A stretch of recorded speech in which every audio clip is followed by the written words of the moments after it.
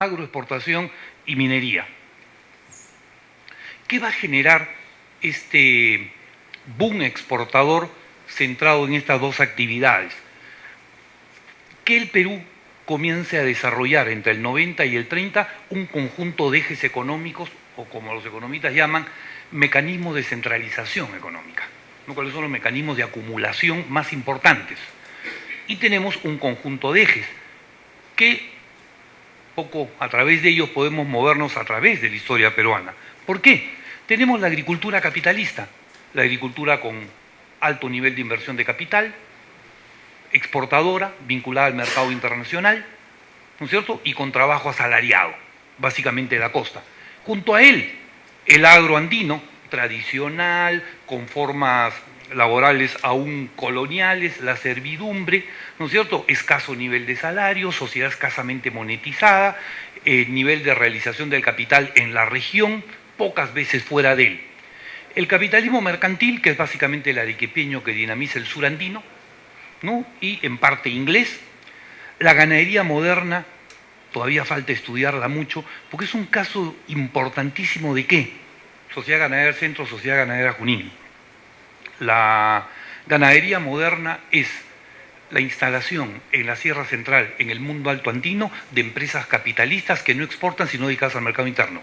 Están en la sierra, alto nivel de modernidad y mercado interno. Todo lo contrario de la tendencia costeña, ¿no? Que es alto nivel de capital, pero exportador, mercado externo, etcétera, ¿no?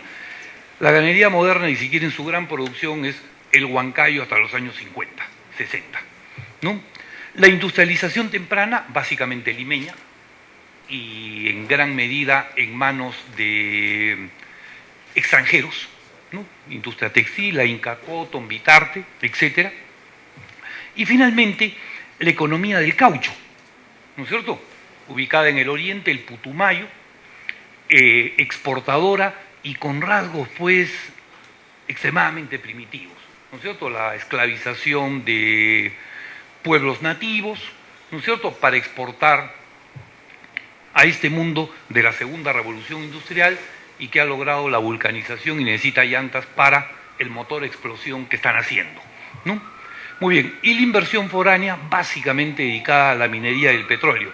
Hasta más o menos 1905, 6, 7, la minería estuvo en manos nacionales. Desde la aparición de la Cerro de Pasco, 1902, 3, la minería comienza un poco, digamos, a desnacionalizarse y a quedar en manos extranjeras, por lo tanto, por lo menos gran parte de esa producción. ¿Cuál es la conclusión de este crecimiento económico? ¿No es cierto? Acá tienen ustedes un poco sus características. La primera, una gran diversificación exportadora que marca una diferencia con respecto al guano. El guano quedaba en las islas, se concentró los capitales en Lima. En cambio, acá la diversidad exportadora va a permitir el crecimiento de diversas áreas y regiones del país. Muy bien. El azúcar, muy bien, identificada con Trujillo. El algodón, Piura e Ica. El caucho es Iquitos. La exportación lanera surandina es básicamente el control arequipeño. La ganadería va a ser la Sierra Central. La industrialización temprana es Lima, además de que está el Estado. En todo caso, va a permitir al Perú descentralizar ese desarrollo que antes estuvo concentrado en Lima a través de la experiencia guanera. Muy bien. 2. Esta experiencia exportadora, ¿no es cierto?, tiene estos dos, digamos, características. Algunos la ven por el lado de modelo primario exportador. Es decir, la naturaleza nos ha premiado con caucho, con minería, etcétera, la extraemos, la exportamos y vienen capitales. ¿Cuánto de valor agregado hay? Muy poco. Entonces tienes una clase alta que concentra los capitales y el mundo del trabajo extremadamente pobre y sumamente lejos de las habilidades y de la posibilidad de mecanismos de acumulación que tiene los que concentran estas riquezas.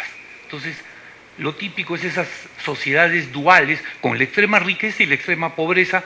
Bien, hacia ello apunto un poco esta idea del modelo primario exportador. Pero otros, de los años 60, la experiencia holandesa de encontrar gas, le llaman la experiencia holandesa, que son aquellas sociedades que tienen de pronto un rápido crecimiento de sus capitales y estas economías no han hecho nada para que eso ocurra. ¿Por qué ha ocurrido? porque de pronto la naturaleza los premió con petróleo, con gas, con caucho, con guano o con algún otro tipo de riqueza, se vende y de pronto llega una inmensa cantidad de dinero, ¿no es cierto?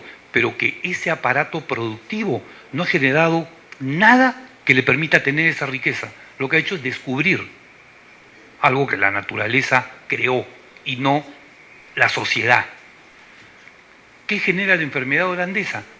Como dice Jürgen Schul, tremendas perversiones. No hay peor cosa que recibir 1 millón de soles y no haberlo trabajado. Porque la primera cuestión es que no se sabe en qué gastar. Entonces de pronto la riqueza de los últimos años se convierte en Asia, en donde tienes casa frente al mar, pero que hacen piscina. Parece que el mar solo lo quieren como paisaje. ¿No es cierto? O podemos tener otro tipo de experiencias similares de donde hay una riqueza y escasa capacidad de gasto creativo. Bueno, porque no es producto del sistema económico. Muy bien. Hay otros que le dan otra perspectiva, que es la de David Ricardo, que se llama las rentas ricardianas. ¿No es cierto? Que es Ricardo cuando decía en su teoría internacional esto de tú debes explotar aquello que te da rentas adicionales. ¿No es cierto? Pero esa ganancia tiene que ser invertida de manera creativa en capital interno. Tal vez algo sobre lo cual en los últimos años estamos comenzando a mirar. Los últimos CADE han sido sobre educación, ¿no? Es decir, comenzamos a tener gracias a exportación riqueza y el problema es, y nuestra sociedad tiene todas esas habilidades intelectuales, culturales, acorde con los niveles de dinero que comienzan a existir. Muy bien, van a acompañar esta coyuntura de crecimiento, esta diversificación de las exportaciones, van a ser acompañadas por varias, digamos, características internacionales. Primero, el hecho de la segunda revolución industrial, que hizo dos cosas. Dijo que la electricidad y el petróleo eran las dos nuevas energías, adiós la máquina a vapor, adiós el carbón, y de pronto comienzan a mirar dónde hay petróleo. Muy bien, la British Petroleum, la Brey Pariñas, luego llegará la IPC, ya es toda una historia larga durante el siglo XX. Pero dos, de pronto, ¿cuáles eran los mejores conductores de electricidad? Oro y plata, pero quien ponga pues un cable de oro tenga por seguridad que 1 minuto después alguien se lo va a robar. Entonces, claro, el otro gran conductor es el cobre, pero necesitaba un altísimo nivel de inversiones para la purificación del cobre. Muy bien, entonces la segunda revolución industrial va a tener la mirada sobre el petróleo y sobre el cobre. Ambos lo teníamos a principios de siglo. ¿No? Segundo hecho importante, entre 73 y 76, es la crisis capitalista europea. ¿Por qué digo que es importante? Porque permitió al Perú tener escasa llegada de bienes, que el Perú comience a exportar y se diera un momento de acumulación de riqueza. ¿No? Europa estaba en crisis, una de las primeras crisis capitalistas, cuando comienza a difundirse el patrón oro, que el primero que lo tuvo es Inglaterra de 1820-30 y se va a difundir al resto de países de Europa, ¿no? Como un mecanismo de generar un comercio internacional equitativo. Todos tenemos que estar homogenizados a través del oro. Muy bien, entonces la crisis permitió un nivel de acumulación. Pierola, cuando llega el año 97, cambia el patrón plata a patrón oro, por lo tanto nos pusimos a nivel de esa, llamémoslo como ahora lo dicen, globalización inicial que tuvimos, ¿no es cierto? Y nos va a dar grandes réditos, porque el patrón plata lentamente comenzamos a perder valor de nuestra riqueza sin haber hecho absolutamente nada, simplemente porque caía el precio a nivel internacional. El otro hecho importante, el 14, la apertura del Canal de Panamá, ¿no es cierto? Ahorita vamos a ver su impacto, y del 14 al 19, la Primera Guerra Mundial, que, como a veces le digo a mis alumnos, las guerras mundiales son una desgracia para quienes sufren, pero para el Perú siempre fueron una bendición. ¿Qué permitieron las guerras mundiales? Que ellos no nos puedan mandar nada y nos demanden todo. Entonces llegaba dinero y no podíamos importar ni autos, ni electrodomésticos, ni nada. ¿Y qué tenemos que hacer con el dinero que ganamos de las exportaciones en época de crisis externa? Invertirla en nosotros. Los dos momentos importantes de industrialización son después de la Primera y sobre todo después de la Segunda Guerra Mundial. Nace toda la industria farmacéutica peruana, que claro, comienza a eliminar las boticas, donde antes ahí se hacían los remedios. ¿No? Muy bien, y esto sobre la apertura del Canal de Panamá. ¿No? tenemos estos datos, ¿no?, que son distancia al Callao en millas náuticas desde Nueva York, ¿no es cierto? Del Callao, desde Nueva York al Callao, si vas por el estrecho de Magallanes, el primero, 9.613 millas náuticas, si viene por el canal, 3.363. ¿No es cierto? Y así el resto, vean cómo cae. Claro, desde el canal de Suez el impacto es un poco menor, pero me imagino que de Suez no venían muchas de las cosas que venían al Perú. Más bien estaban desde New Orleans, desde Liverpool, desde Nueva York, ¿no? Y ¿qué es lo importante? El abaratamiento de los costos de transporte y el elemento tiempo. Podían llegar con bastantes semanas de antelación. Eso permitió una dinamización y que el Perú estuviese mejor posicionado dentro del comercio internacional. Muy bien, ¿cuál es el impacto en el Perú? Primero el caso de Lima, ¿cuál es el impacto de este crecimiento económico? Esto, por si acaso, son el libro de matrículas de empresas que está en la Municipalidad de Lima, ¿no es cierto? Año a año, del 90 hasta el 31, y es cuántas empresas pagan su patente, pagan su impuesto, si no me equivoco era trimestral o bimestral. El 90 teníamos 80 empresas, 1902 8, cuando comienza el Leguía el año 8 había 126 empresas, el 18 tenemos 253. Este es el gran periodo de crecimiento de empresas, ¿no? Y hasta el 31, 295. Pero definitivamente acá entre el 8 y el 18, esa década fue una década fulgurante de inversiones y de crecimiento de todo tipo de empresas, industriales, comerciales, artesanales. ¿Dónde vamos a ver reflejado este crecimiento? ¿No? Acá están los números, acá.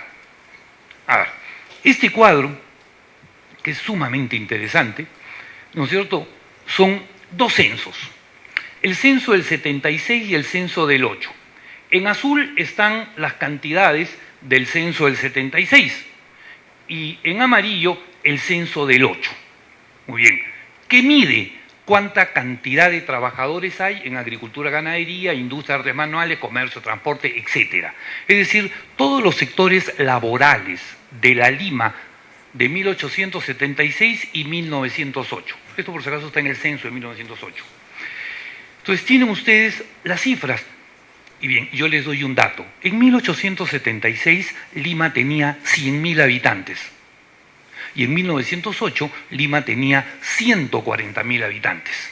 Por lo tanto, entre las dos fechas, Lima creció 40%. De 100.000 a 140.000 personas habían en Lima. ¿Y qué ocurre? Cuando yo comienzo a ver que agricultura y ganadería el 76 había 629 personas, pero el 8 hay 2.242. De 600 a 2.000 hay casi 4, ya 3,5. 350%. Oye, la población no creció 40%, ¿cómo va a crecer 300% un sector? Veamos el otro.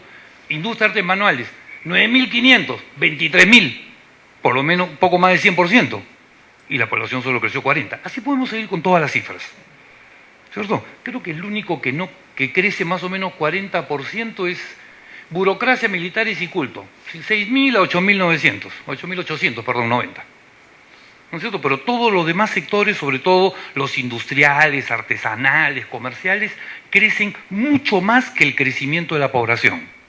Conclusión, creo que es uno de los primeros momentos de la historia del Perú donde la expansión del trabajo fue más grande que la expansión de la población. O sea, la población creció menos y mucho más creció el trabajo.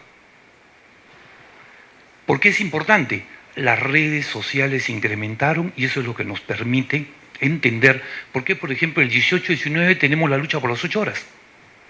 Ahí podemos entender por qué con Leguía, antes con Pardo, con Candamo, con Billinghurst, nuevamente con Pardo y nuevamente con Leguía, toda la ciudad se llenaba de clubs electorales, de gente apoyando a uno u otro candidato. O sea, la lucha política se densifica, se incrementa. ¿Y por qué razón? Las redes sociales, gracias al desarrollo de la economía, se van densificando, ¿no es cierto? Y tenemos ese resultado. ¿Qué nos hizo la crisis de los 80? Nos endeudó.